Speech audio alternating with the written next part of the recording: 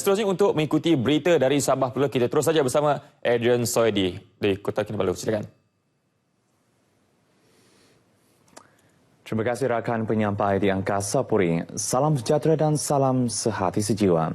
Sekolah Jenis Kebangsaan Cina SJKC Chonghua, Kota Belud dipilih sebagai sekolah pertama di Sabah menerima sistem panel solar bernilai RM160,000 bagi menjana pendapatan sendiri. Sistem panel solar itu hasil sumbangan Cyberpark Resources Berhad menerusi program Tanggungjawab Sosial Korporat CSR syarikat berkenaan. Menteri di Jabatan Perdana Menteri Datuk Seri Abdul Rahman Dahlan berkata, sistem solar itu akan dijual di bawah skim komuniti pihak berkuasa pembangunan tenaga lestari, SEDA dan mampu menjana kira-kira RM1,300 sebulan atau RM15,000 setahun. Dan pada masa yang sama, bila kita menggunakan panel solar tersebut untuk elektrik sekolah, maka carbon dioxide akan dikurangkan, carbon footprint. Hari ini saja 0.05 tan dikurangkan dan seolah-olah sekolah ini menanam satu pokok setiap minggu bagi bila mereka menggunakan solar, tenaga solar. Beliau ditemui pemberita dalam Majlis Pesta Angpau Anugerah Kecemerlangan Akademik dan Penghormatan Warga Emas 2017 Anjuran Persatuan Tionghoa Kota Belud di Kota Belud. Menurutnya, pemberian sistem panel itu akan diperluaskan, namun bergantung kepada kuota yang diluluskan pihak Kementerian Tenaga Teknologi Hijau dan Air KETA.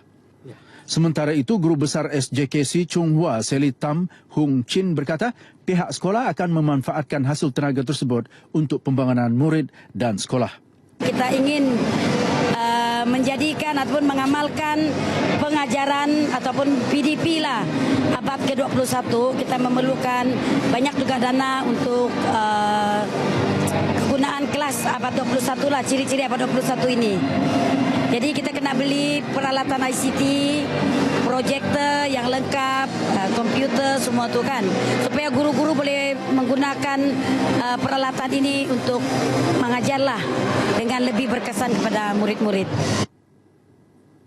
Terdahulu Datuk Abdul Rahman yang juga ahli Parlimen Kota Belud mengumumkan peruntukan RM95,000 untuk tempat pembakaran mayat masyarakat Cina di daerah itu. Pemberian tanah kerajaan negeri kepada rakyat adalah sebagai tanggungjawab dan bukannya cubaan memancing undi. Pembantu Menteri Kewangan Negeri, Datuk Ramli Berhaban berkata, pemberian tanah termasuk tanah hutan simpan adalah tanggungjawab kerajaan yang memerintah demi kepentingan rakyat seiring hasrat kerajaan yang berjuang dan mendahulukan hak rakyat.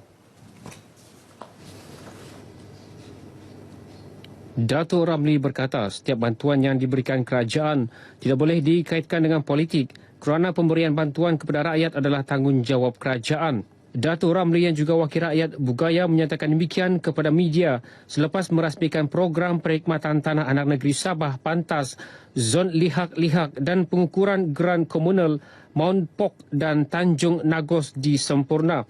Beliau mahu penduduk yang menerima geran tanah itu supaya tidak menjualnya dan mahu ketua-ketua kampung membuat pemantauan bagi memastikan perkara itu tidak berlaku.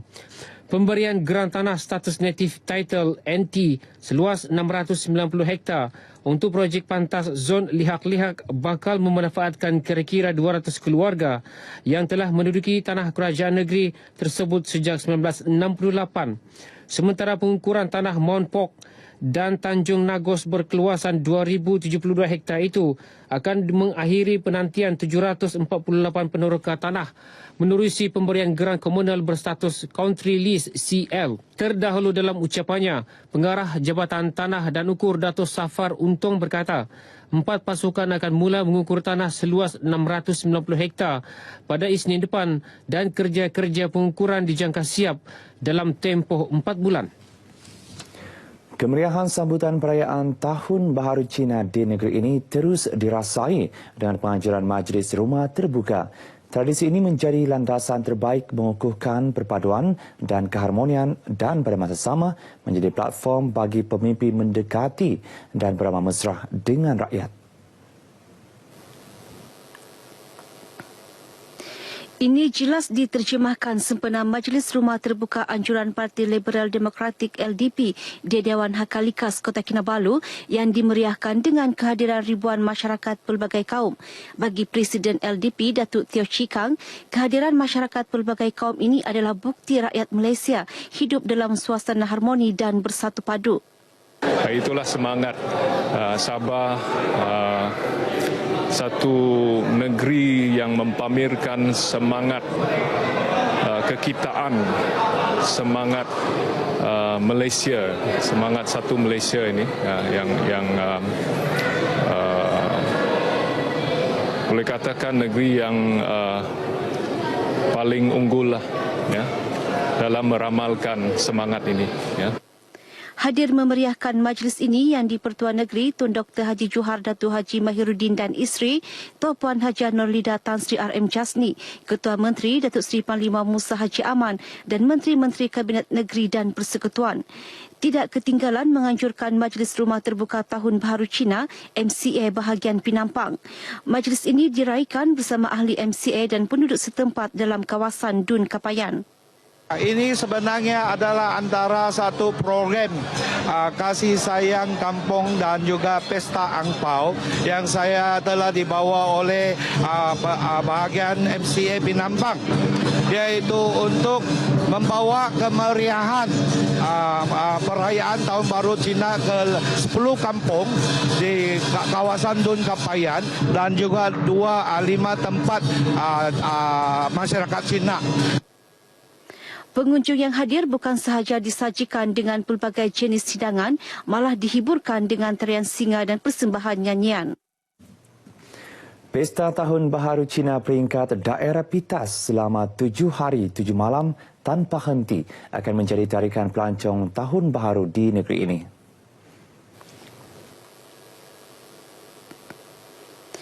Pengerusi penganjur pesta tersebut, Datuk Seri Dr. Rudi Awah berkata, pengiktirafan itu diberikan Lembaga Pelancongan Sabah STB.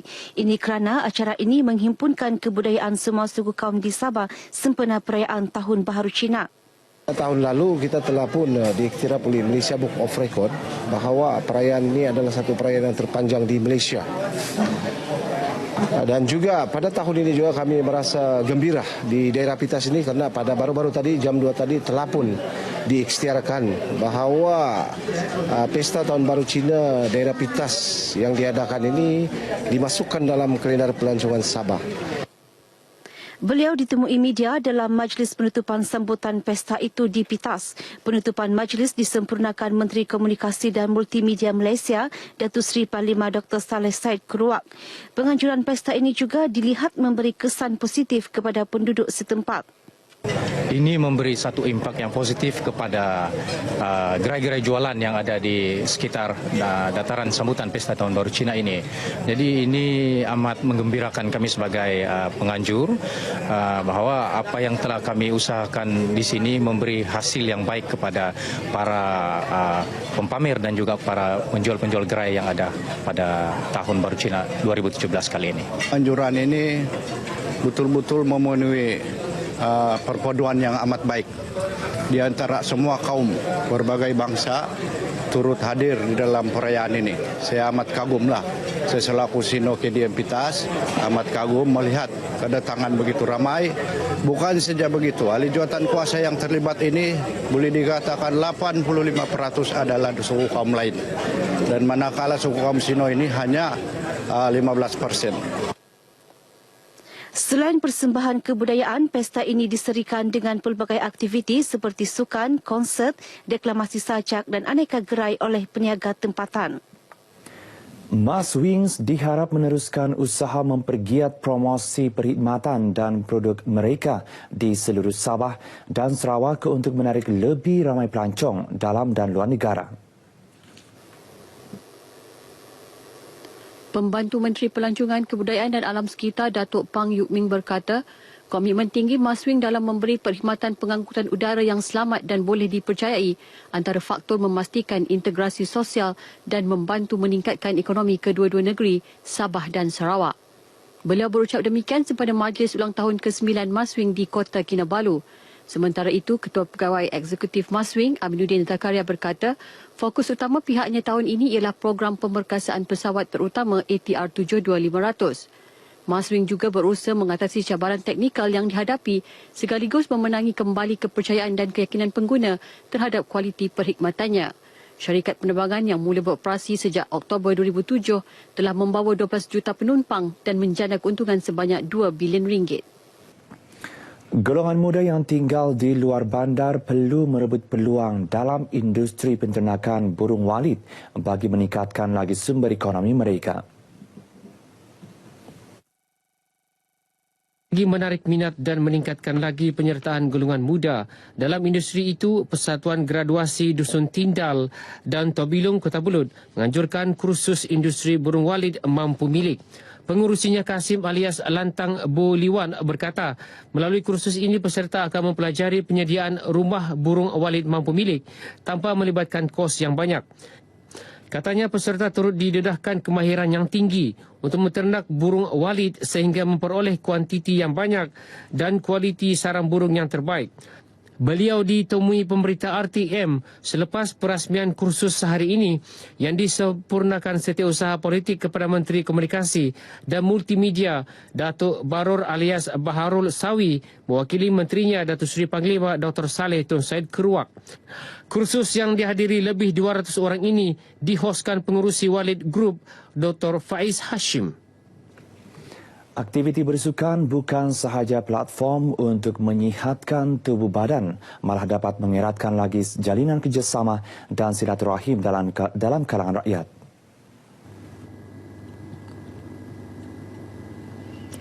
Menteri Kerajaan Tempatan dan Perumahan Datuk Seri Panglima Haji J. Haji Nur berkata, langkah itu secara tidak langsung mengukuhkan lagi perpaduan dan keharmonian rakyat pelbagai kaum di negeri ini.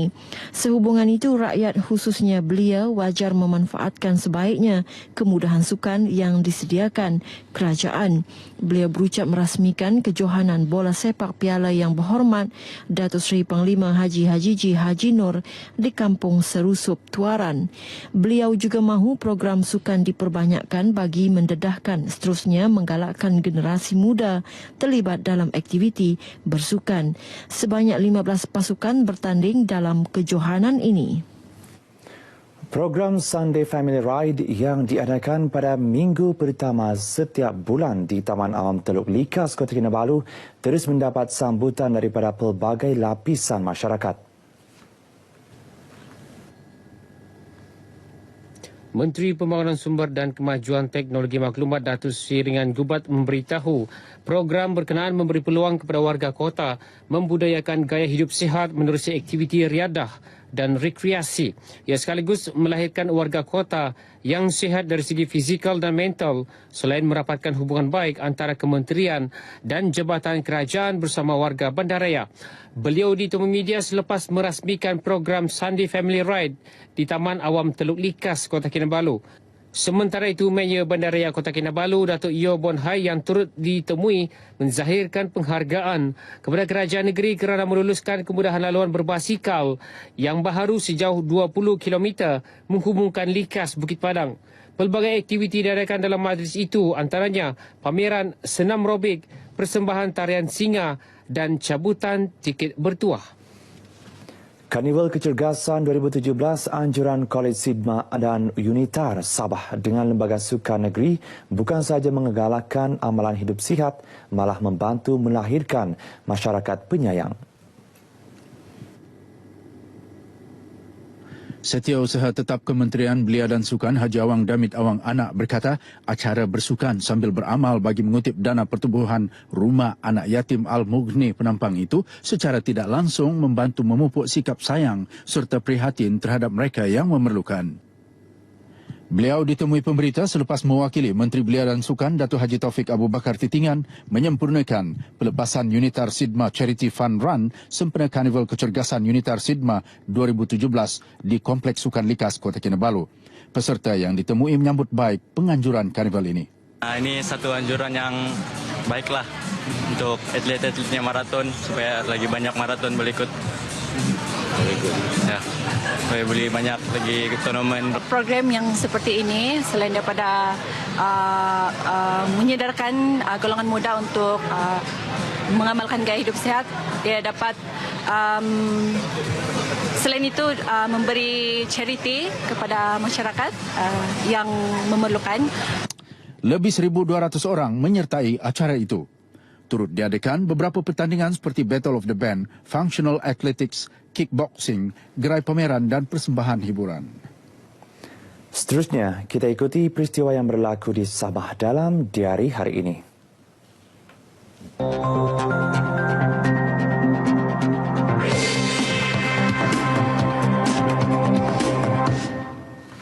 Seawal pukul 7 pagi ini berlangsungnya pelancaran program Jom ke Sekolah peringkat negeri di SMK Likas, Kota Kinabalu.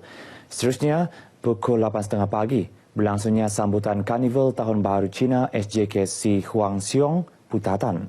Manakala pada pukul 9 pagi akan diadakan perasmian bengkel penetapan matlamat dan pelancaran budaya korporat JKR di Keningau. Akhir sekali, pukul 7 malam, Majlis Makan Malam Sempena Tahun Baru Cina MCS Sabah akan diadakan di Dewan Hakka Sabah, Kota Kinabalu. Paparan tadi mengakhiri bahan berita dari Sabah hari ini. Untuk berita seterusnya, kembali kepada rakan penyampai di Angkasa Puri. Silakan. Baik, terima kasih Adrian.